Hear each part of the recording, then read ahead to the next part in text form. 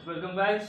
आज हम देखने वाले हैं, कल पढ़े थे क्या, ज्योग्राफी का चैप्टर 1 था, आज चैप्टर 2 देखने वाले हैं। तो इसमें ज़्यादा कुछ नहीं, ग्लोब के बारे में पढ़ना है। एक है ग्लोब, दूसरा टॉपिक क्या है, देशांतर, और तीसरा है अक्षांश। इस चैप्टर में तीन ही टॉपिक कवर करना है। तो देख लेते हैं पहले ग्लोब। ग्लोब पृथ्वी का वह छोटा सा रूप है जो पृथ्वी की संरचना के बारे में आपको बताती है, कितनी डिग्री में झुका हुआ है, इसकी क्या भौगोलिक परिवेश है, इसी के बारे में कितना पढ़ना रहता है ग्लोब में। जैसे आप देखो कहीं कॉलेज और स्कूलों में छोटे छोटे ऐसा ग्लोब रखा रहता है, इसमें ऐसा एक्स रहता है, कैसे ऐसा कुछ रखा रहता है, ऐसे मेज पर रखा रहता है, ये घूमने वाला होता है। तो पृथ्वी उत्तरी पॉइंट और दक्षिणी में ये जो जिस जगह पर एक दूसरे से मिलती है, यानी सीधे मिलाएंगे तो सामने से यहाँ पर मिलेगी, उसको बोलेंगे अक्ष, या जिस ध्रुव पर वो घूमती है उसको क्या बोलेंगे, अक्ष अक्ष बोलते हैं। तो पृथ्वी हमारे सीधे नहीं होकर के थोड़ा सा टिल्ट है, यानी थोड़ा सा टेढ़ा है। और कितने पर टेढ़ा है,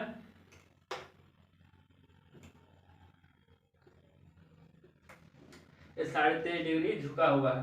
क्या अपना ग्लोब, या बोल सकते हैं पृथ्वी कितने डिग्री पे झुका है, 23.5 डिग्री पे।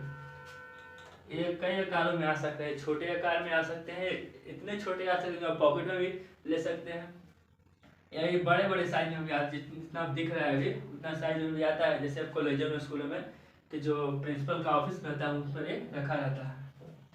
ये तो ग्लोब की बात है। अब पढ़ते हैं अक्षांश।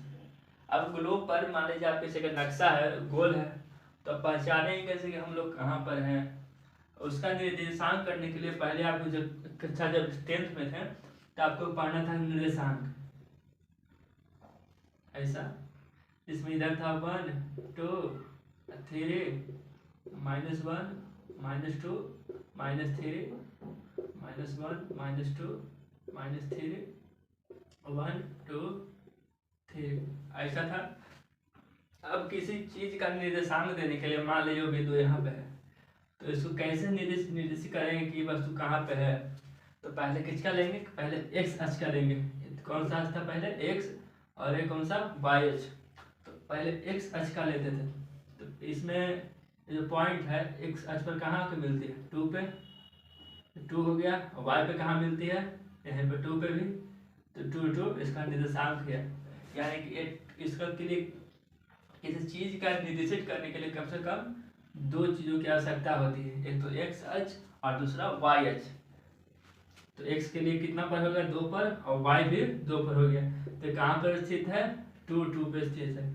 इसी तरह से अपने पृथ्वी पर जो जगह होते हैं उसका निर्देशांक करने के लिए कई सारे लाइनें खींची गई हैं। जैसे में देखिए इसको क्या बोलते हैं, ये तो हो गया उत्तरी ध्रुव, उत्तरी ध्रुव, ये क्या हो गया, दक्षिणी ध्रुव। ये उत्तरी ध्रुव, ये दक्षिणी ध्रुव। और झुका कितने पर है, 23.5 डिग्री पे। अब क्या होता है, जो पृथ्वी है, पृथ्वी को एक ऐसी रेखा रहती है जो पृथ्वी को 2 बराबर भागों में विभाजित कर देती है। ये थोड़ा ऊपर हो गया, इसको मान लेते हैं।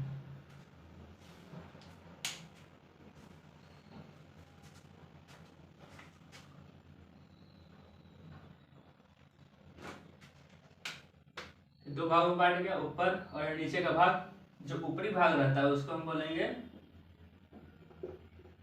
उत्तरी गोलार्ध, ऊपर का भाग उत्तरी गोलार्ध, और नीचे का जो भाग हो गया दक्षिणी गोलार्ध। नीचे का दक्षिणी गोलार्ध, ऊपर का उत्तरी गोलार्ध हो गया। जो ये लाइन खींचा गया है ये 0 डिग्री पर रहता है, यानी बीचों बीच रहता है, तो इसको क्या माना गया है, 0 डिग्री पे।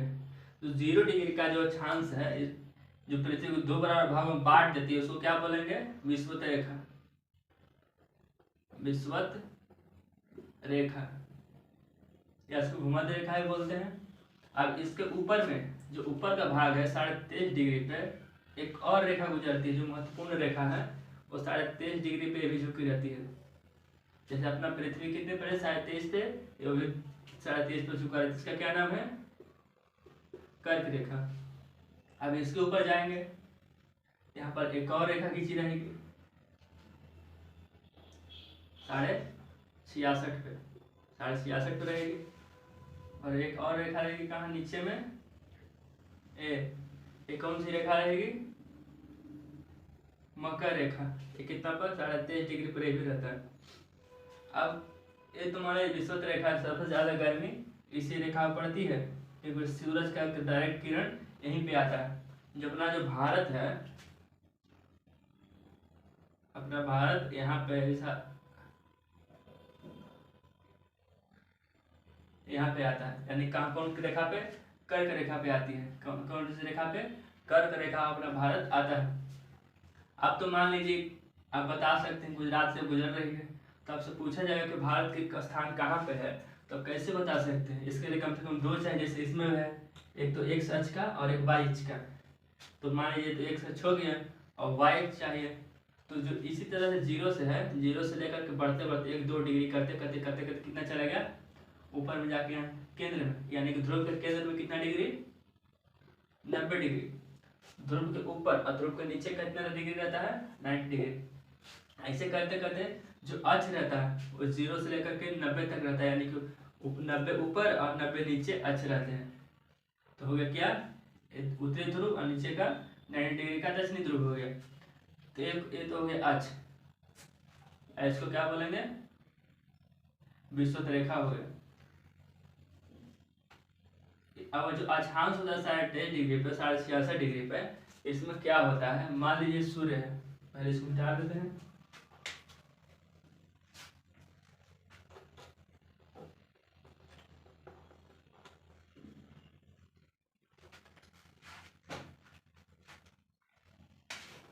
मान लीजिए सूर्य है, ठीक, यहाँ से सूर्य का प्रकाश आया,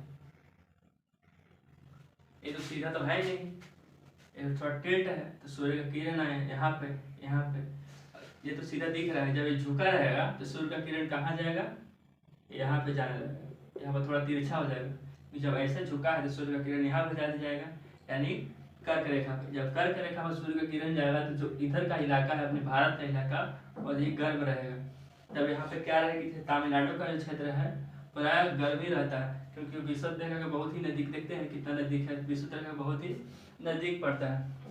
इसके लिए जो तमिलनाडु का क्षेत्र है वो प्राय गर्म ही रहता है, चाहे इधर झुका हो या इधर झुका। तब देखते हैं जैसे मान लीजिए सूर्य है, यहाँ पर चक्कर लगा रहा है पृथ्वी, ऐसा यहाँ पर पृथ्वी है, झुका हुआ है ऐसा, यहाँ पर ऐसे झुका हुआ है, यहाँ पर विषुवत रेखा, यह है कर्क रेखा, कर्क मकर रेखा। अब आप देखेंगे कि जब इधर झुका हुआ है, यानी सूर्य की तरफ झुका है, तो सूर्य का प्रकाश डायरेक्ट कहाँ जा रहा है? कर्क रेखा पे जा रहा है। कहाँ जा रहा है? कर्क रेखा पे। लेकिन वह उधर ही जब आप ये इधर देखेंगे, यानी जून के सबसे ज़्यादा गर्मी कौन से महीने में हमारे भारत में पड़ती है? जून के महीने में। वैसे जब इधर जाएंगे, जब घूमते घूमते इधर जाएगा, तब आप देखेंगे कहाँ सूर्य का किरण जा रहा है, जब पृथ्वी उधर झुका है, तो जाहिर सी बात है सूर्य का किरण मकर रेखा पड़ने लगेगी धीरे धीरे। लेकिन जो ए जोन है विषुवत रेखा, या तो ऊपर हो या फिर इधर हो या फिर इधर हो, सूर्य किरण तो यहाँ पे जा ही रहा है, यहाँ भले ही थोड़ा तिरछा है, लेकिन विषुवत रेखा पर किरण तो जा ही रहा है। तो प्राय सी बात है जो विषुवत रेखा पर जो रहेंगे लोग, वहाँ उनको गर्मी अधिक लगेगी, क्योंकि किरण जा ही रहा है, तिरछा या सीधा जा, लेकिन किरण हमेशा इस पर जाती रहती है। इसके कारण विषुवत रेखा पर बहुत ज़्यादा गर्मी पड़ती है। हमारे इधर गर्मी कब पड़ती है? जब जून का महीना आता है तब कर्क रेखा पे। मकर रेखा पे गर्मी कब पड़ेगी? जब चलते चलते चला जाएगा सूर्य के पीछे की तरफ, तब मकर रेखा पड़ने लगी। तो जो इस क्षेत्र का लोग, उनको ज़्यादा गर्मी लगने लगा। ये तो हो गया विषुवत रेखा, मकर रेखा, कर्क रेखा। अब देखते हैं देशांतर की रेखा। देशांतर रेखा दे तो इसकी संख्या कितनी हो गई 90 हो गई। इसका खास बात यह है कि जैसे जैसे जो ऊपर की ध्रुव की ओर जा रही है तब देख रहे हैं आकार भी छोटा होते जा रहा है। पहले सबसे बड़ा कहाँ पर था विषुवत रेखा पर, उसके बाद कर्क रेखा पर जैसे जैसे ही आया वो और छोटा हो गया। ऐसे करते करते करते करते ऊपर की तरफ गया और नीचे की तरफ जैसे से आ रहा है उसका आकार भी छोटा होते जा रहा है। जैसे यहाँ पे सबसे बड़ा हो गया, इसके बाद छोटा है, उसके बाद और छोटा, उसके बाद और छोटा। अब यहाँ पर देखिए सूर्य का प्रकाश आया, यहाँ तो सूर्य का प्रकाश डायरेक्ट आ रहा है, यहाँ पर जाते सूर्य का प्रकाश तिरछा होने लगता है, जिसके कारण जब क्या होता है, मान लीजिए ध्रुव है ऐसा ध्रुव है, सूर्य का प्रकाश आया तो यहाँ पर सूर्य का किरण नहीं पहुंचा। मान लीजिए यहाँ तो धूप आ रहा है, यहाँ पीछे की तरफ धूप नहीं आ रहा है, तो इतना का जो क्षेत्र है यहाँ पर 6 महीना रात और 6 महीना तक दिन रहते हैं हमेशा उत्तरी ध्रुव पर। कहाँ पे उत्तरी ध्रुव पर 6 महीना रात, 6 month day and 6 month night रहता है हमेशा। जिसके कारण यहाँ पे 6 किसके कारण होता है, इसके 23.5 डिग्री झुके होने के कारण अथवा सूर्य के प्रकाश तिरछा पड़ने के कारण यहाँ पर दिन और रात 6 महीने का होता है। ये तो हो गया देशांतरीय रेखा। अब पढ़ेगा अक्षांश रेखा। अब जो अपने भारत में टाइम जोन निकला है जिसको क्या बोलते हैं, GMT। GMT हमारे भारत का कितना है, GMT प्लस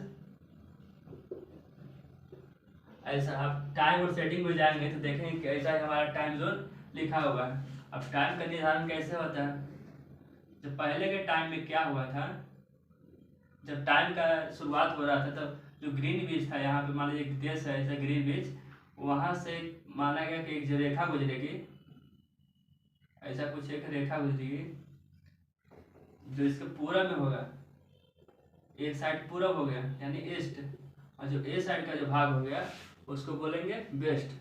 जो ईस्ट के साइड होगा, जैसे जैसे हम इधर की ओर बढ़ेंगे ईस्ट के साइड, वैसे वैसे टाइम बढ़ेगा, जैसे जैसे हम वेस्ट की तरफ जाएंगे वैसे वैसे टाइम घटेगा। तो क्या हुआ, यहाँ तो टाइम बढ़ रहा है। मान लीजिए अब यहाँ ग्रीन बीच पे कितना, यहाँ से मान लीजिए 2 डिग्री गए उधर 2 डिग्री, तो अभी पृथ्वी पर एक दिन कितने का होता है, एक दिन होता है 24 घंटे का। और जो वृत्त है, जो देशांतरीय रेखा ऐसे खींचा गया है, कितना है कुल 360 होता है। जब एक वृत्त का पूरा डिग्री कितना होता है, जैसे ये तो 180 का हो गया, ऐसे घूमते घूमते घूमते तो इतना आगे कितना का हो गया 360 का। एक दिन हो गया 24 घंटे का, एक दिन हो गया 24 घंटे का, और एक कितने का होगा 360 का, तो 24/360 यानी एक डिग्री में कितना हो जाएगा, तो 4 मिनट। यानी कि जब ये पृथ्वी अपना 1 डिग्री के चक्कर लगाएगी जिसमें कुल कितने मिनट का अंतर हो जाएगा, 4 मिनट का अंतर हो जाएगा। तो मान लीजिए 2 डिग्री इधर गया तो कितना डिग्री का अंतर हो गया, 2 डिग्री का, तो कितना 4 गुना 2 यानी कि 8 मिनट का अंतर हो गया यहीं पे। जब जैसे से पूरब की ओर जाएंगे वैसे टाइम बढ़ते जाएगा, पश्चिम की ओर जाएंगे तो टाइम घटते जाएगा। ये जो GMT है, GMT का फुल क्या होता है, ग्रीनविच मीन टाइम। जैसा कि आपको बताया है कि जो ग्रीनविच रेखा खींचे गए उसी के साथ टाइम और किसका दिन होता है यानी डे का। यानी इसके यहाँ पर जाएंगे ना आप, एक दिन पहले जाएंगे और यहाँ पे एक दिन बाद, यानी एक दिन का ही फर्क हो जाता है इस रेखा पे। इस रेखा किधर जाएंगे तो एक दिन पहले, इस पर जाएंगे तो एक दिन बाद हो जाएगा। इसका पूरा नाम क्या हो गया, GMT का ग्रीनविच मीन टाइम हो गया। और जो भारत है, भारत वो कितना डिग्री पे है, नीचे में इधर उत्तर, भारत का जो सबसे उत्तरी भाग है वो कितना है, नीचे 8 डिग्री 4 से 37 डिग्री 6, इधर में कितना है 68 डिग्री 7 से 95 डिग्री 95 डिग्री 25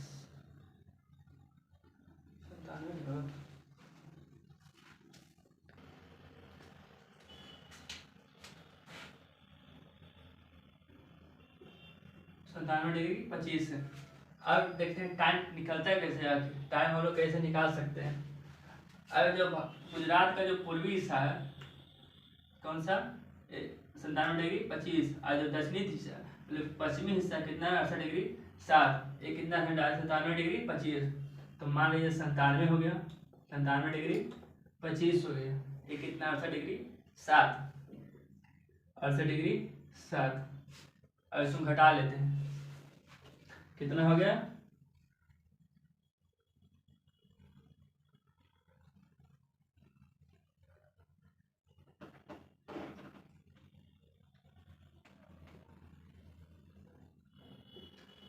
अप्रोक्स कितना आता है, इसको मान लीजिए 30 है, 29 आता है, 29 कुछ, इसको मान लीजिए 30 है, कितना है 30 है।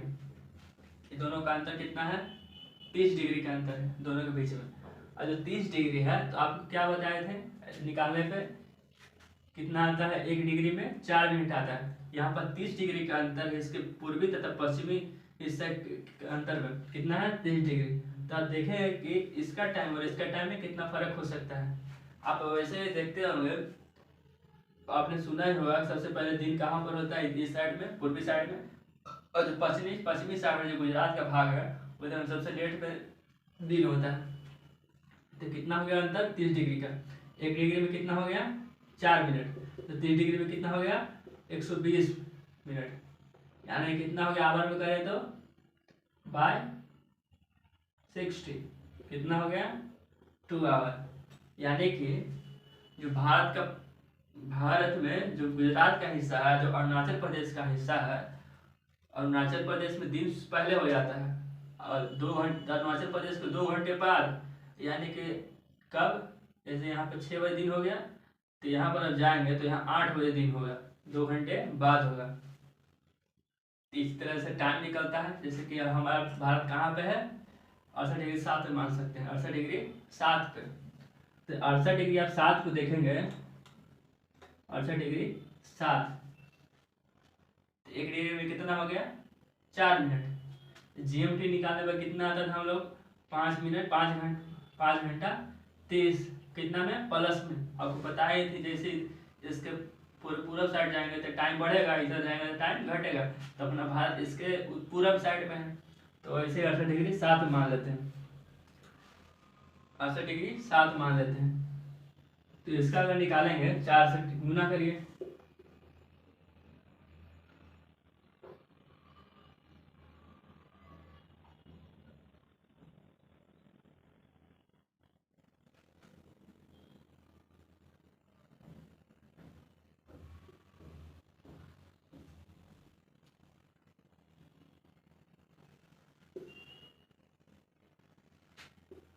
कितना आ गया 2748, यानी 200, जिसको 75 मान सकते हैं, 275 मान लीजिए, 275 मिनट। इसको अगर आवर में चेंज करेंगे तो 100 से डिवाइड कर दीजिए, कितना बार में कट जाएगा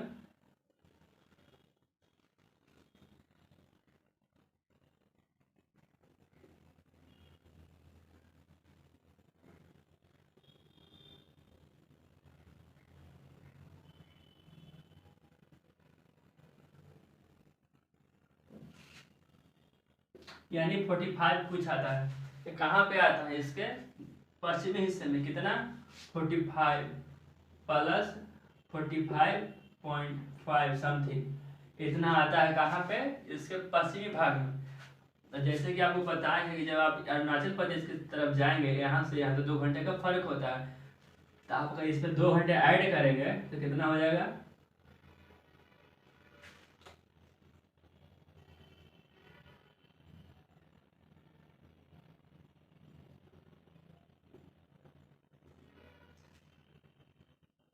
6.45, कितना आ जाएगा 6.45 प्लस में आ जाएगा। ठीक, ये तो हो गया कहाँ, इसका पूर्वी भाग। लेकिन अपने भारत में एक रेखा खींची गई है जिससे किसी रेलवे का अंतर नहीं पड़े।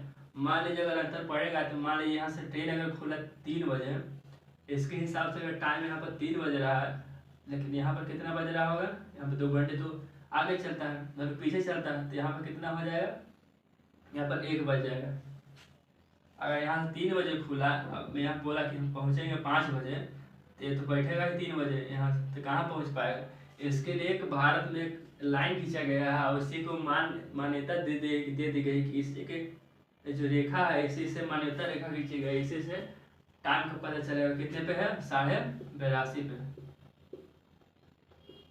82.5 डिग्री पे है अपना भारत में मान्यता रेखा। तो इसके हिसाब से देखा जाए 82.5 पे, तो 82.5 से हिसाब लगाएं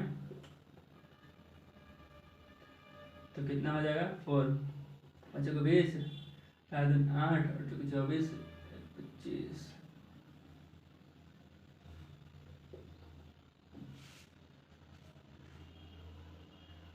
डिवाइड बाई 7, 6 को 24, बच गया इसका 1, 18 और समथिंग 43 आ गया क्या अपना टाइम। तो इसी की तरह आपका कुछ समाप्त करते हैं। तो चैप्टर 2 आपका खत्म हो गया। तो चैनल को सब्सक्राइब करें, लाइक करें। तो धन्यवाद।